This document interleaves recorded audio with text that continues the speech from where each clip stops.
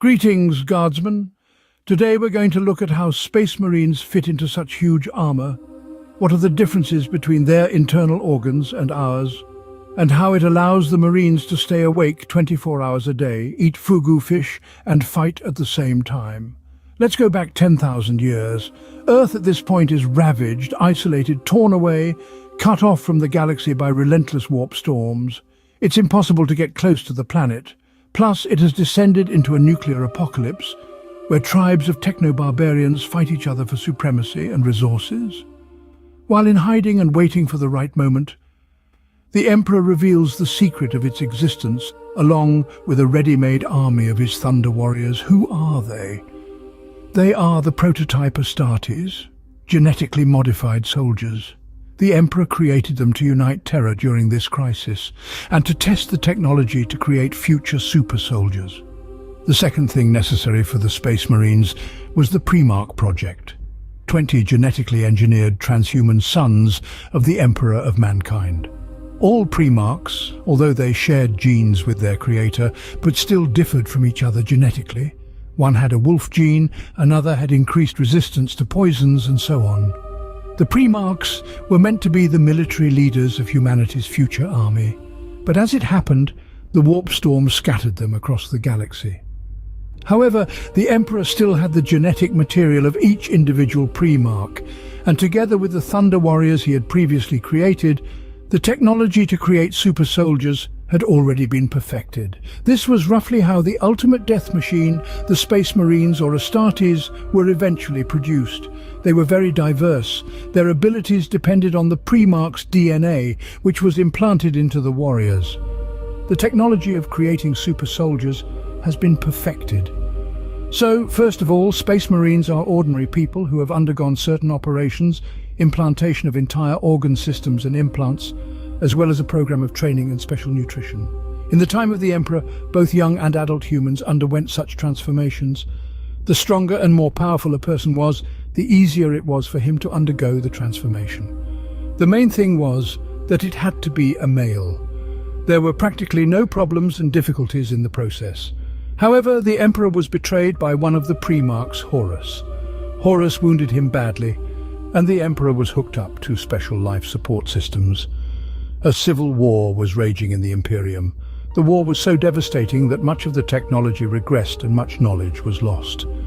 Humanity has taken a severe setback in development, including the technology to create Space Marines. A full understanding of the process of creating Astartes is gone. All that remained were instructions to do first this and then that. Therefore, now to create a new defender of humanity was suitable only for young men who have not entered puberty. And even with this condition, not all survived. Each order of the Space Marines had its own initiation rite. In most orders, the strongest boys were chosen at the age of 10. Once accepted into the order, the recruit became a neophyte. Depending on the order, the process of transformation of Astartes differed. We will discuss the most common scheme. The most important part of the transformation is the gene seed, which is a large term that includes several different systems. A gene seed is a kind of viral system containing the DNA code of the Primarch progenitor, which rebuilds the neophyte's organism, changes its structure and gives the organism new special properties such as those of the salamanders. They are characterized by onyx black-colored skin. Also, gene seed is an analog of stem cells, from which in the future will be created new organs for the new Space Marines. There are a total of 19 phases in the transformation, in each of which is a new implant. Let us now break down the phases in order. The first phase is the implantation of a second heart at 14 years of age. This process is not so difficult. According to the idea, the second heart increases blood supply to the body and intercepts the functions of blood pumping in case of damage or failure of the first heart. In addition, with the increase in size, in the future, the increased blood flow will be very useful. Phase 2. Implantation of the os modula, also called the iron heart. It is also carried out from the age of 10 years. It is a tubular organ of small size, necessary for the stimulation and growth of bones and muscle mass through the release of hormones. A change in diet also plays an important role. The food is saturated with various ceramite-based minerals which are more efficiently absorbed by the body thanks to os modula. The third phase is usually carried out together with the second phase. A round organ, the biskopia, also called the forge of strength or the warrior's vigor, is implanted in the chest together with the os modula. It also affects the hormonal system, increases the amount of growth hormone and at the same time takes over part of the hormonal control function, preparing the body for the insertion of future implants. For this reason, the second and third phases are most often carried out simultaneously. At the end of the first 3 phases, training begins in the formation of the neophyte. Over the next 2 years, his growth will increase to 220 centimeters with an equivalent amount of muscle and bone mass. And even after reaching this mark, the growth does not stop. The future Space Marine continues to grow, but extremely slowly, and will continue to increase during his life. An interesting point is why Astartes grow during life. Human bones stop growing because at the end of puberty, the growing tissue at the ends of the bones stops dividing and is replaced by bone tissue. This does not happen in Astartes, probably because of hormones. After about 2 years, at the age of 12, 14 years, the fourth phase of hemastomen implantation begins. This implant, also known as the blood maker, becomes an important part of the circulatory system and is implanted in the aorta or femoral artery. The hemastomen changes the chemical composition of the blood so that there is more hemoglobin in the blood. Consequently, oxygen and nutrients are better transported. Additionally, hemastomen begins to control the implants of the third and second phase, which causes growth to slow down to the necessary minimum. The fifth phase is Laraman's organ, also called the healer. It is similar to the liver but smaller in size, placed in the chest cavity and connected to the circulatory system. Its function is to increase blood clotting at the site of the wound. The effect is that this is much faster than in a normal person. The organ releases new synthetic cells into the blood, which are sent to the site of the wound and instantly scar it. That is, it effectively prevents major blood loss and infection of the wound. The infection simply does not have time to spread. Phase 6. Catalepsion node implanted at age 14, 17. It's implanted in the back of the brain. The function is as simple as possible. The implant is capable of alternately shutting down or redistributing brain functions, allowing certain parts of the brain to rest and putting the spaceman into a coma-like trance. This helps in some difficult times to avoid the need for sleep, but it does not replace full rest. It is still necessary. At the same time, under the circumstances, whether it is service on a combat post or a heavily prolonged battle, the Space Marines continue to effectively punish the Emperor's enemies. The next 3 phases are most often done at the same time, also at 14, 16 years of age. During the 7th phase, implants called preomnor or neutralizer improve the digestive system by adding one more gastric gland, which sanitizes but does not deprive the food of its beneficial properties. Preomnor is able to isolate the rest of the digestive system when dangerous substances are ingested. Phase 8, the omophagia organ, also called the remembrancer, is implanted in the spinal cord and fuses with the central nervous system. It is designed to recognize DNA, RNA, and proteins.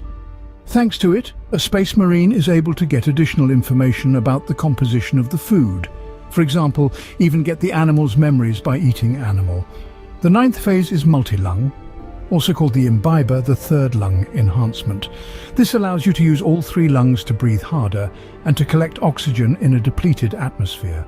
In addition, the multilung is able to block the normal lungs in a poisonous environment and begins to filter out dangerous chemicals in order to breathe freely. Next, phase 10, the oculobe implant attaches to the cerebral cortex. Oculobe, also called the eye of vengeance, improves vision. Through the nervous system, it connects to the retina. Light receptivity is altered. As a result, the Space Marine sees as well in the dark as he does in the daytime. In phase 11, Lyman's ear, also called the sentinel, is implanted. It's simple. It gives you immunity to vertigo and the ability to withstand strong sound attacks. That is, it replaces not only the outer auricle, but also the inner middle ear. Phase 12 is an implantation of the Susan membrane. The organ is implanted near the pituitary gland as part of the endocrine system. This represents a kind of final lifeline for Astartes. Having been seriously injured when the rest of the organs are powerless to aid in recovery, the membrane puts the Space Marine into anabiosis. Metabolism is halted until the warrior can be properly assisted. There has been a case of staying in such anabiosis for 576 years. In this case, the Space Marine quietly returned to his usual lifestyle afterward. Phase 13, melanochrome. The implant is part of the endocrine system and is able to affect the skin through the lymphatic system, because it controls the amount of melanin in a Space Marine skin. Once implanted, the skin can change its pigment cells, which protects it from certain levels of radiation and heat exposure. Roughly speaking, while normal people need to tan and protect themselves from the sun for a very long time, Astartes do it very quickly. During Phase 14, the Space Marine gains the oolithic kidney, also known as the purifier. This implant works in conjunction with a second heart to help filter the blood in the body while detoxifying it. In case of severe infection, it can completely eliminate toxins from the body, but it will still take some time. We are talking, of course, about extremely powerful poisons that immediately kill the average person.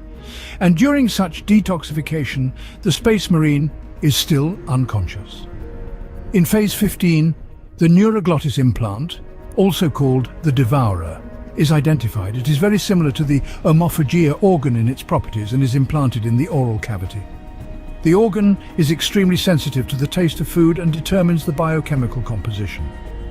Space Marine can literally track its victim by taste. Phase 16 is an implantation of the mucranoid, also called the weaver. This organ is directly related to the workings of the sweat glands.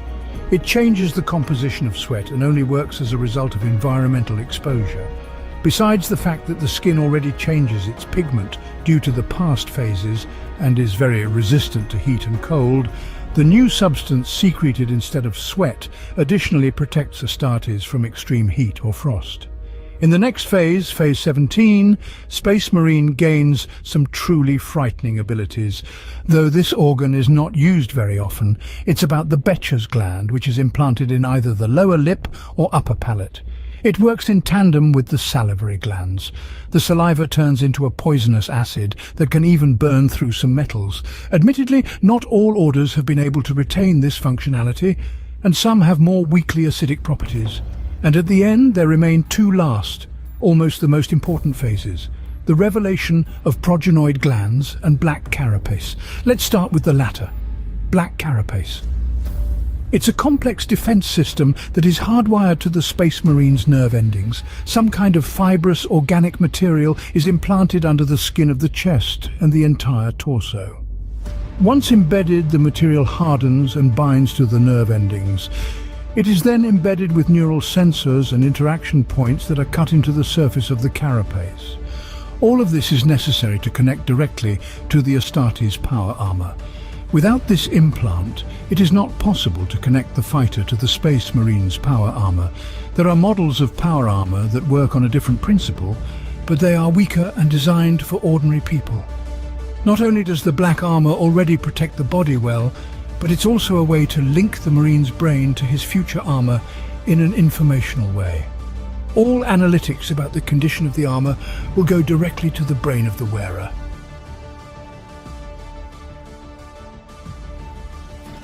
And the last implant worth looking into is progenoid glands. These are special glands implanted in two copies, one in the neck, the second in the chest cavity.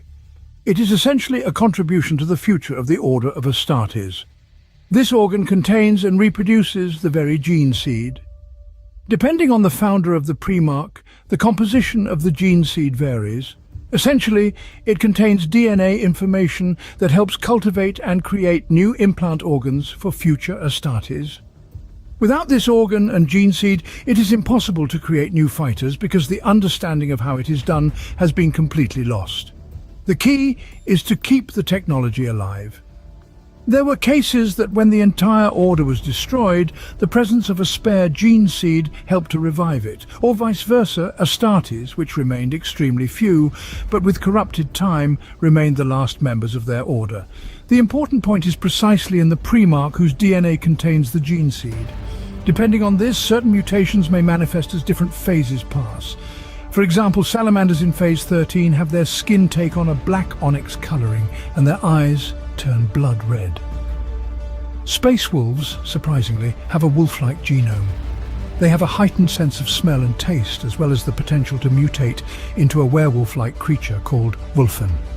And there are many examples of this.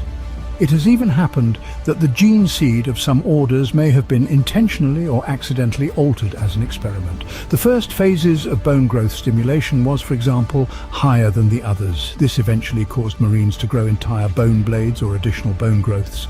With all this variety, there are also quite standard Marines with a pure gene seed that lacks any mutations. The same Ultramarines whose gene seed is considered just about the purest. All of this combined makes the Space Marine the most dangerous weapon the Emperor has put on the assembly line.